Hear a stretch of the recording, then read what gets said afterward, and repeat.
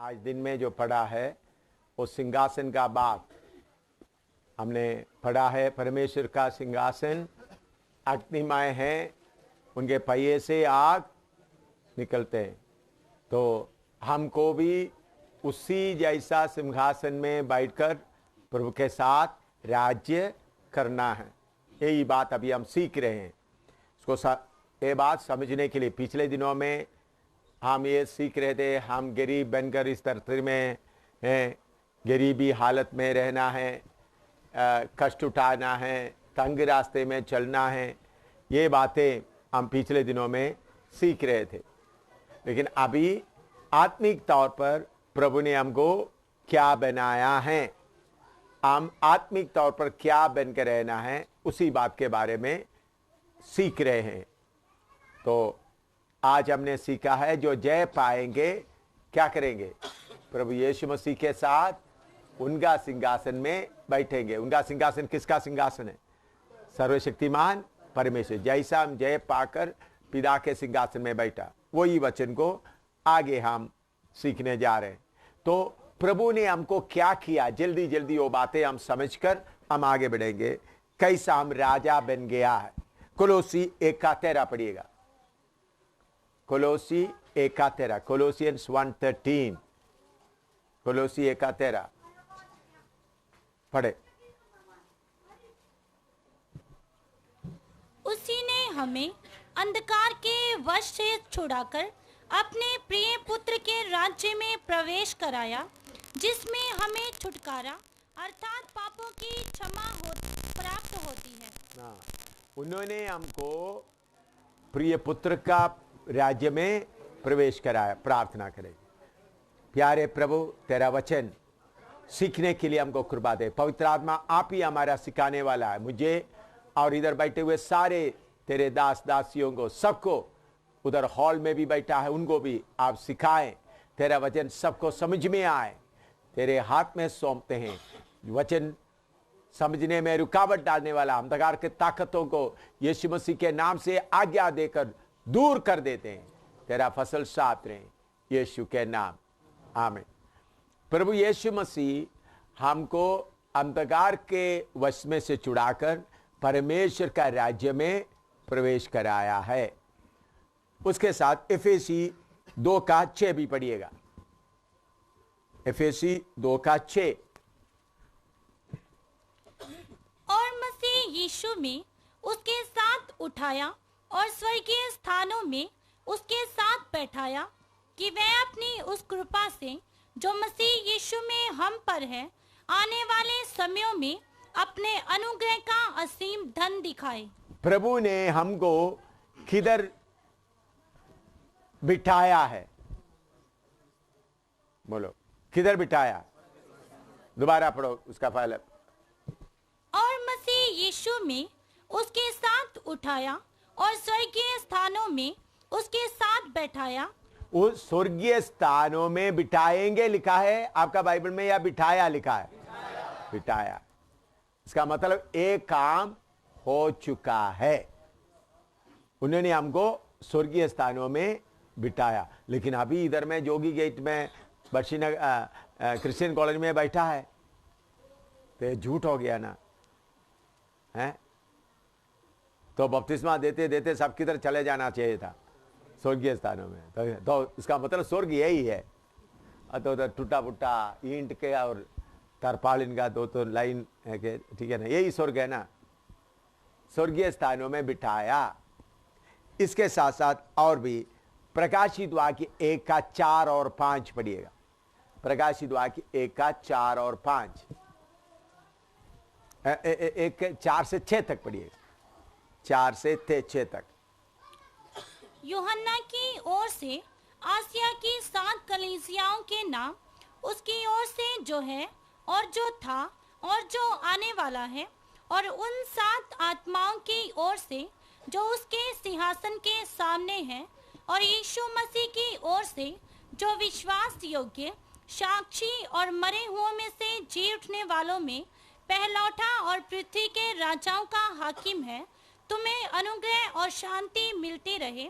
वह हमसे प्रेम रखता है वे हमसे प्रेम रखता है और उसने अपने लहू के द्वारा हमारे पापों से छुड़ाया है जब आप उन्होंने अपना लहू के द्वारा हमारा पापों से हमको छुड़ाया है और हमें एक राज्य और अपने पिता परमेश्वर के लिए याजक भी बना दिया। हाँ, उधर में राज्य करके लिखा हुआ शब्द में नीचे अब लकीर खींचे लिखना राजा बनाया, मेड अस किंग्स। आप ही बाइबल में लिखो, बाइबल में तर्जुमा का गलती है, राज्य नहीं बनाया हमको, राजा बनाया। लिखो, अभी लिखो, बाइबल में ही लिखो, सब लिखो। हाँ, अंग्रेजी में मेड अस किंग्स। हाँ, पंजाबी में क्या लिखा है? पंजाबी बाइबल किसके पास है? बादशाही या बादशाह लिखा है? बादशाही नहीं, बादशाह लिखो, बादशाह, बादशाही, बादशाह लिखो, बादशाह। हाँ, उधर में लिखा, दोबारा पढ़ो वही वचन 6, दोबारा पढ़ो 6। और हमें एक राजा और अपने पिता परमेश्वर के लिए याजक भी बना दिया। हाँ, राजा और याजक बना दिया। आपको क्या बनाया? राजा बना। तो अभी भिखारी की तरह घूम रहा है। राजा ऐसा ही होता है, बोलो भाई, हैं? राजा ऐसा ही होता है, चप्पल भी नहीं है, इंग्लिश भी बोलने नहीं आता, हिंदी भी बोलने नहीं आता है, तो स्वर्ग का राजा देखो। किसी ने स्कूल में किसी को अच्छी तरह से पैंट शर्ट भी पहने नहीं आता है, दाढ़ी बनाने भी नहीं आता, कंघी करने भी नहीं आता ठीक तरह से। बनाया, इसका मतलब ये सब झूठ है ना, या नहीं, तो बस थोड़ा सा हौसला देने के लिए। राजा बना दिया। अच्छा, अभी पहला पत्रुस 2 का 9 पढ़ो, पहला पत्रुस 2 का 9। पर तुम एक चुना हुआ वंश और राजपदधारी, रॉयल प्रीस्टहुड, याजकों का समाज और पवित्र लोग और परमेश्वर की निज प्रजा हो।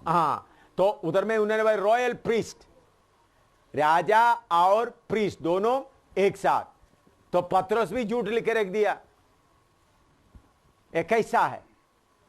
तो इसलिए प्रभु ने हमारे लिए किया हुआ काम को आप अच्छी तरह समझना। मैं पिछले दिनों में बताया, प्रभु यीशु मसीह कार्य कैसा किया है। तो वो बात दोबारा आपको देखने के लिए दोबारा बनाता हूं। पहले परमेश्वर पूरा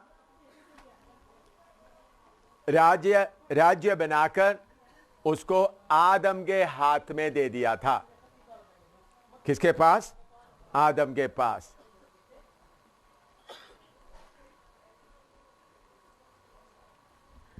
लेकिन आदम को हराकर वो राज्य पूरा कौन ले लिया? शैतान। हमने देखते हैं अभी, इसलिए शैतान उसके कब्जे में है। राज्य पूरा किसके कब्जे में आ गया? शैतान के कब्जे में।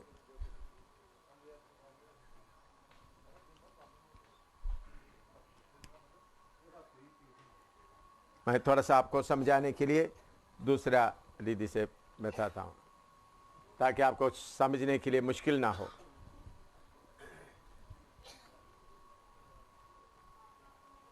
ये राज्य चल रहा है, लेकिन अभी ये किसके कब्जे में है? शैतान के कब्जे में। शैतान इसको किन से छीन कर ले लिया? लूका 4 का 5 पढ़ो, 5-6।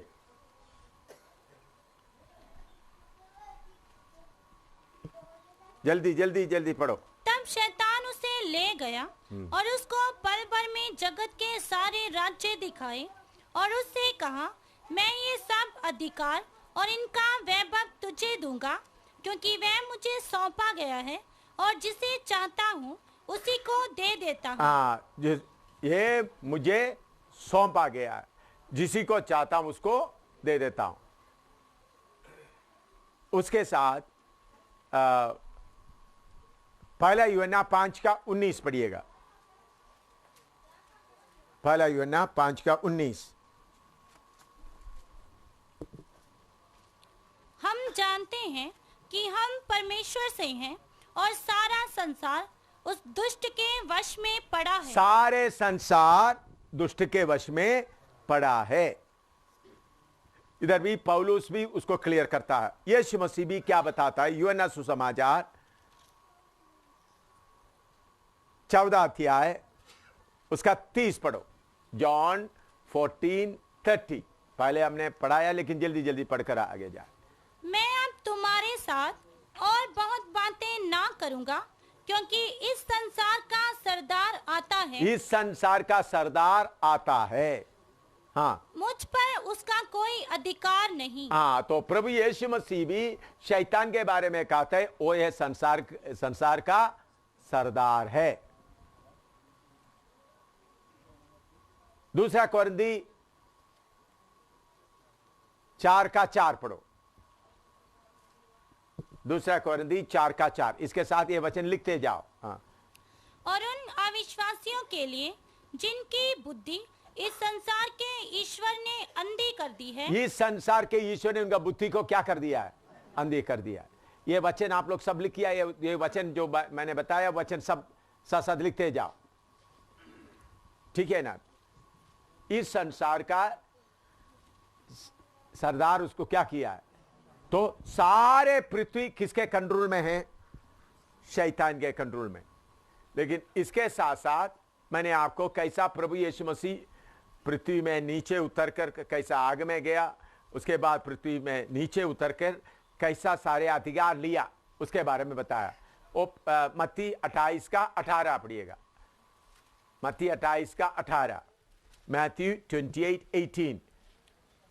यीशु ने उनके पास आकर कहा, स्वर्ग और पृथ्वी का सारा अधिकार मुझे दिया गया है। हाँ, पहले शैतान ले गया था, फिर प्रभु यीशु मसीह उसको क्या कर दिया? अपने वश में कर दिया। कैसा वश में कर दिया?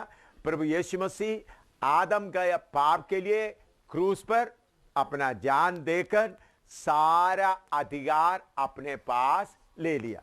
लेकिन मैंने उस वक्त आपको एक बताया, प्रभु यीशु मसीह सिर्फ आत्मिक अधिकार लिया, पृथ्वी का शारीरिक अधिकार प्रभु यीशु ने नहीं लिया। याद है आपको? हाँ, तो प्रभु यीशु मसीह आकर शैतान से क्या कर दिया? आत्मिक, इधर से आत्मिक अधिकार ले लिया। लेकिन शारीरिक अधिकार अभी किसके पास चल रहा है?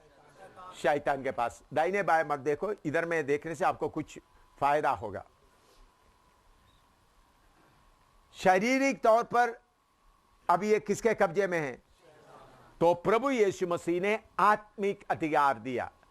इसलिए पहला रोमी 14:17 पढ़ो। रोमी 14:17। क्योंकि परमेश्वर का राज्य खाना पीना नहीं, परमेश्वर का राज्य खाना पीना नहीं, परंतु धर्म और मेल मिलाप हाँ। और वह आनंद है जो पवित्र आत्मा से होता है। हाँ, तो हमारा जो आनंद है वो किसमें होता है? पवित्र आत्मा। इसका मतलब प्रभु यीशु ने जो आरंभ करके दिया हुआ राज्य है आत्मिक राज्य। तो दुनिया अभी भी किसके कंट्रोल में है? शैतान। तो शैतान के कंट्रोल में रहने वाला देश में हम अभी आत्मिक अधिकार चला रहा है। समझ में आया?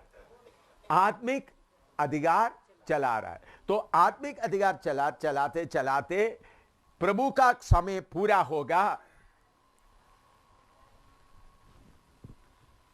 प्रभु का समय जब पूरा होगा, ये थोड़ी देर आगे ऐसा चलता रहेगा,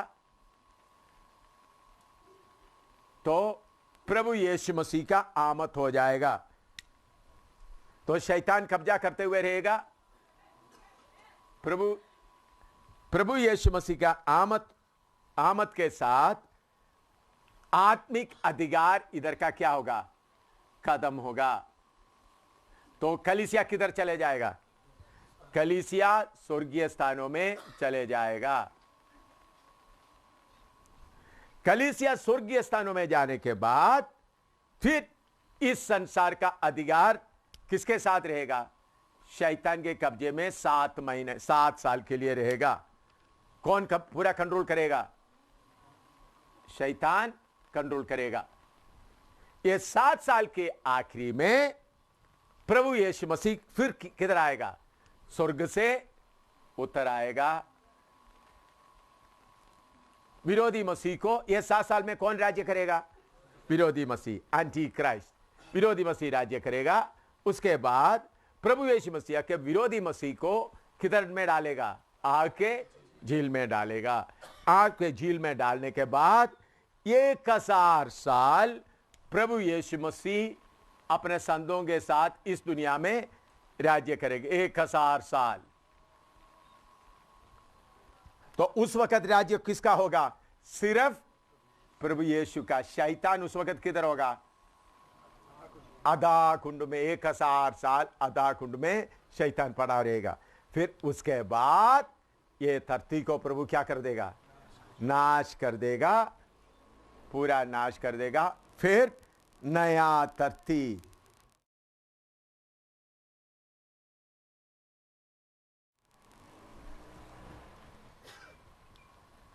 नया धरती बनाएगा और उसमें प्रभु परमेश्वर और उनका कलीसिया मिलकर उधर नया यरूशलेम में वास करेगा।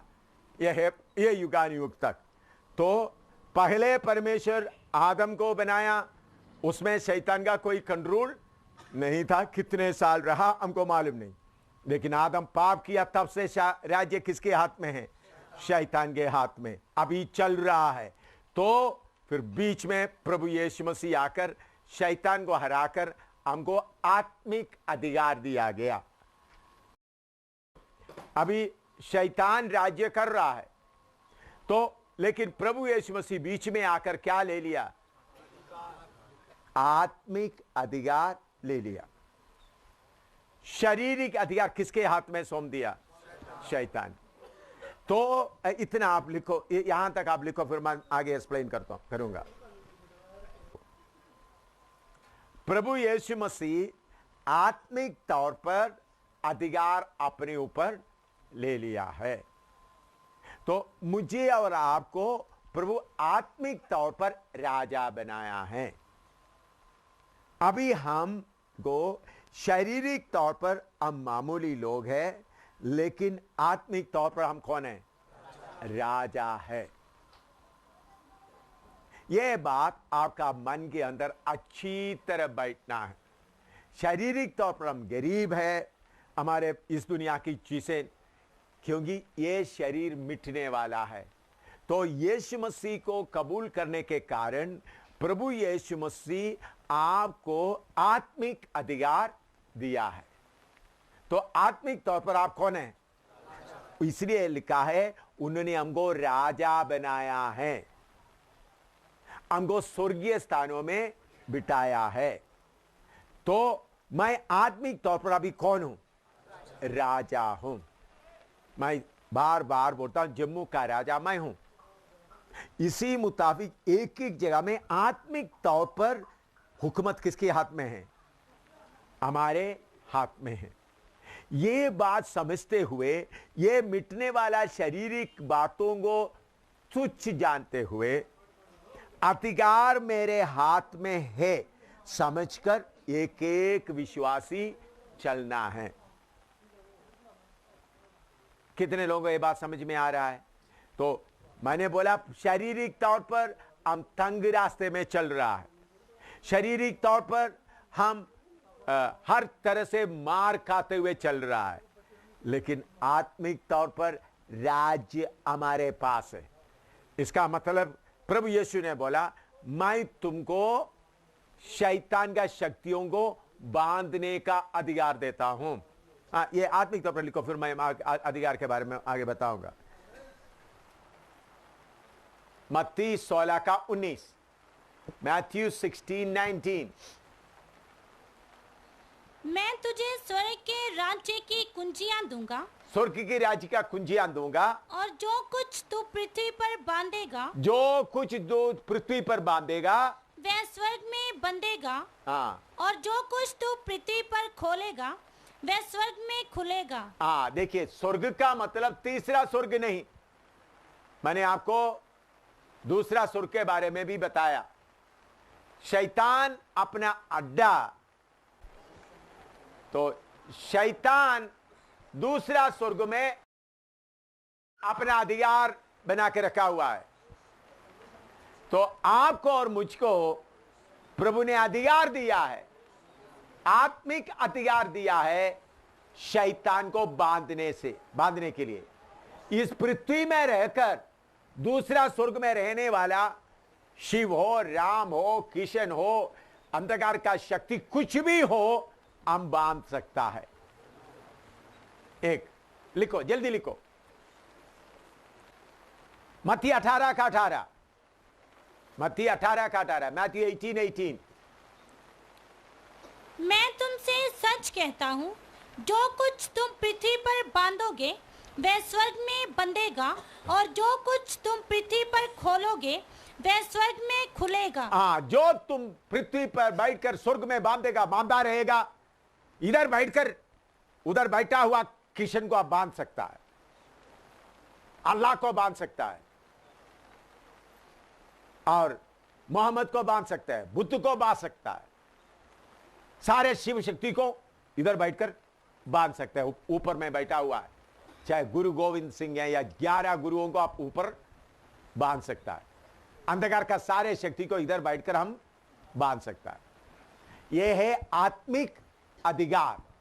ये आत्मिक अधिकार बड़ा है, शारीरिक अधिकार बड़ा है। शारीरिक अधिकार सिर्फ खाना पीने का है, वो सिर्फ अपने इलाका में। लेकिन आत्मिक अधिकार क्या है?